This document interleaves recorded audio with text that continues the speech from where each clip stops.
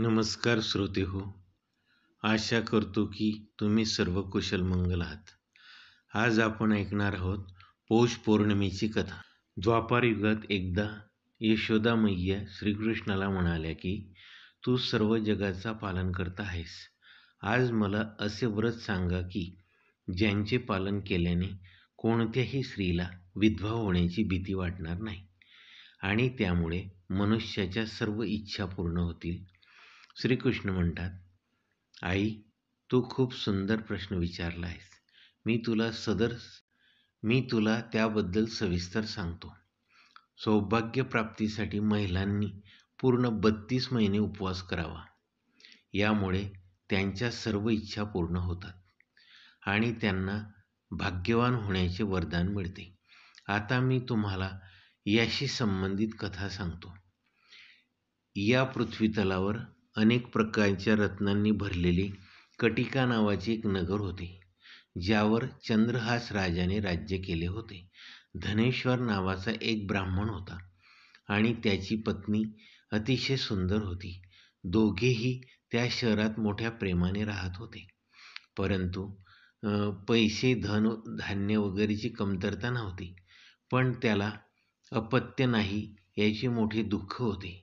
या दुःखाने तो खूप दुःखी राहिला. एके दिवशी एक महान तपस्वी योगी त्या नगरीत आला. तो योगी त्या ब्राह्मणाच्या घराशिवाय सर्व घरातून अन्नदान व भिक्षा घेऊन येत असे, पण त्याने रूपवतीकडून भिक्षा घेतली नाही. एकदा तो दुसऱ्या घरातून भिक्षा घेऊन गंगेच्या तीरावर गेला आणि प्रेमाने भिक्षा खात होता. तेव्हा धनेश्वराने योगींना पाहिले आणि आपल्या भिक्षेचा अनादर पाहून दुःखी होऊन योगींना म्हणाला, महात्मा, तुम्ही सर्व घरातून भिक्षा घेतात, पण माझ्या घरातून कधीच भिक्षा घेत नाही. त्याचे कारण काय? योगी म्हणाले की निपुत्रिकांच्या भिक्षा ही अपवित्रांच्या अन्नासारखी असते आणि जो अपवित्र अन्न खातो तो देखील अपवित्र होतो. तू निपुत्रिक आहेस म्हणून मी अधोगतीच्या भीतीने तुझ्या घरातून भिक्षा घेत नाही. हे ऐकून धनेश्वराला मनातून फार वाईट वाटले आणि हात जोडून तो योगीच्या पाया पडला आणि मनस्वी स्वरात म्हणू लागला, महाराज, असे असेल तर पुत्रप्राप्तीचा उपाय सांगा. तू सर्वज्ञ आहेस, माझ्यावर कृपा कर. माझ्या घरात पैशाची कमतरता नाही, पण मला मुलगा नसल्याने मी खूप दुःखी आहे. माझे हे दुःख तू दूर कर. तू सामर्थ्यवान आहेस. हे ऐकून योगी म्हणू लागला, हे ब्राह्मण, तुम्ही चंडी देवीची पूजा करा. घरी आल्यावर त्याने सर्व हकीकत आपल्या पत्नीला सांगितली आणि स्वतः तपश्चर्येसाठी जंगलात गेला. त्यांनी वनात जाऊन चंडी देवीची पूजा केली आणि उपवास केला. 16व्या दिवशी चंडी देवीने त्यांना स्वप्नात दर्शन दिले आणि म्हणाली, हे धनेश्वरा, तुला मुलगा होईल, पण तो 16व्या वर्षी मरेल. जर तुम्ही पती पत्नी दोघांनी विधीनुसार 32 पौर्णिमेचे व्रत केले तर तुम्हाला दीर्घायुष्य लाभेल. पीठापासून शक्य तितके दिवे बनवा आणि भगवान शिवाची पूजा करा आणि पौर्णिमेच्या दिवसा उपास ठेवा. सकाळ झाली की तुम्हाला या जागेजवळ एक आंब्याचे झाड दिसेल. त्यावर चढून एक फळ तोडून घ्या. पटकन घरी जा आणि तुमच्या पत्नीला संपूर्ण गोष्ट सांगा. तेव्हा श्री भगवान शंकराचे ध्यान करून ते फळ खाईल. तेव्हा भगवान शंकराच्या कृपेने ती गर्भवती होईल. म्हणू लागले की कन्यादानाच्या वेळी वराला जी काही मिळेल ते जे आम्हाला दिले तर त्याचा भाचा लग्नाच्या मिरवणुकीत वर येईल. सकाळी ब्राह्मणाला जाग आली तेव्हा त्याला त्याच्या जागेजवळ एक आंब्याचे झाड दिसले, ज्यावर आंब्याची फळे होती.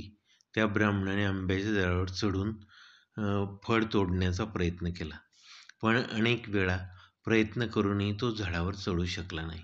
तेव्हा तो ब्राह्मण खूप चिंतित झाला आणि त्याने विघ्नाचा नाश करणाऱ्या श्री गणेशाची आराधना सुरू केली आणि म्हणाला, हे दयानिधे, तुझ्या भक्ताच्या अडथळ्याचा नाश करणाऱ्या आणि त्याच्यासाठी शुभ कार्य करणाऱ्या, दृष्टाचा नाश करणाऱ्या आणि त्यांना रिद्धी सिद्धी देणाऱ्या तू मला आशीर्वाद दे आणि मला इतके सामर्थ्य दे की माझी इच्छा पूर्ण करू शकेल.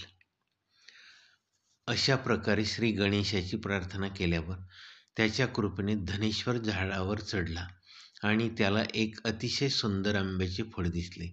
त्याला वाटले की हे वरदान मिळालेले फळ आहे, पण दुसरे कोणतेही फळ दिसत नाही.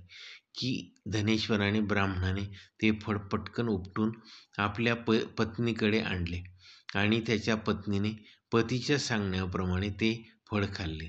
त्यानंतर ती गरोदर राहिली. देवीची अपार कृपेने त्यांना एक अतिशय सुंदर पुत्र प्राप्त झाला.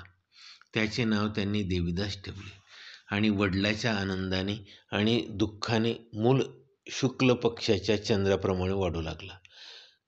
भवानीच्या कृपेने तो मुलगा अतिशय देखणा, सभ्य आणि अभ्यासात पारंगत झाला. चंडी देवीच्या आज्ञेनुसार त्याच्या आईवडिलांनी त्याचा मुलगा दीर्घायुषी व्हावा म्हणून पूर्ण 32 महिने उपवास करण्याचा सुरुवात केली. तो 16 वर्षाचा होताच देवीदासच्या आईवडिलांना आपल्या मुलाचा यावर्षी मृत्यू होऊ शकतो याची खूप काळजी वाटू लागली.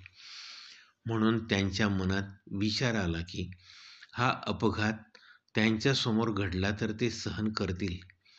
त्यांनी देवीदासच्या मामाला बोलवून सांगितले की आमची इच्छा आहे की देवीदासने 1 वर्ष काशीला जाऊन अभ्यास करावा आणि आम्ही त्याला एकटे सोडू इच्छित नाही. म्हणून तुम्ही आमच्याबरोबर जा आणि 1 वर्षानंतर त्याला परत घेऊन या. सर्व व्यवस्था केल्यावर त्याच्या आईवडिलांनी देवीदासला घोड्यावर बसून काशीला जाण्यासाठी आणि त्याच्यासोबत त्याच्या मामाचा निरोप घेतला. धनेश्वर आपल्या पत्नीसह देवी दुर्गा देवीची उपासना करू लागले आणि त्याच्या मुलाच्या कल्याणासाठी आणि दीर्घायुष्यासाठी पौर्णिमेच्या दिवशी उपवास करू लागले. अशा प्रकारे त्यांनी पूर्ण 32 महिन्याचे व्रत पूर्ण केले. काही काळानंतर एके दिवशी काका पुतणे दोघेही एका गावात रात्र घालवण्यासाठी थांबले होते. त्या दिवशी एका ब्राह्मणाच्या अतिशय सुंदर, शिस्तप्रिय, हुशार आणि सद्गुणी मुलीचे लग्न होणार होते. त्या गावात ज्या धर्मशाळेत वर आणि त्यांची लग्नाची मिरवणूक होती त्याच धर्मशाळेत देवीदास आणि त्याचे मामाही राहत होते. योगायोगाने मुलीने तेल वगैरे अर्पण करून मंडप वगैरे समारंभ होत होते. पण लग्नाच्या वेळी वराला धनुर्वात वाऱ्याचा रोग, ज्याच शरीर धनुष्यासारखे वागते व वाकडे होते, झाला. त्यामुळे वराच्या वडिलांनी नातेवाईकाशी सल्लामसलत करून निर्णय घेतला की हा देवीदास माझ्या मुलासारखा देखणा आहे, मी त्याच्याशी लग्न करीन आणि नंतर उर्वरित विवाह सोहळ्यास माझ्या मुलासोबत करीन. असा विचार करून तो देवीदासच्या मामाकडे गेला आणि लग्नाचे सर्व विधी सुरळीतपणे पार पाडावेत म्हणून आपल्या पुतण्याला काही काळासाठी आमच्याकडे द्या. तेव्हा त्यांचे मामा म्हणाले की कन्यादानाच्या वेळी वराला जे काही मिळेल ते आम्हाला दिले तर माझा भाचा या लग्नात मिरवणुकीच्या वर होईल. वराच्या वडिलांनी हे मान्य केले आणि आपल्या पुतण्याला वर होण्यासाठी पाठवले आणि त्याच्यासोबत रात्री लग्नाचे सर्व विधी औपचारिकरित्या पार पडले. त्याला आपल्या बायकोसोबत रात्रीचे जेवण जेवता आले नाही आणि मनात विचार करू लागला की कोणती स्त्री असेल या विचारात तो एकटाच होता आणि त्याच्या डोळ्यात पाणी आले. मग नवरीने विचारले, काय झाले? तुम्ही इतके उदास आणि दुःखी का होत आहात?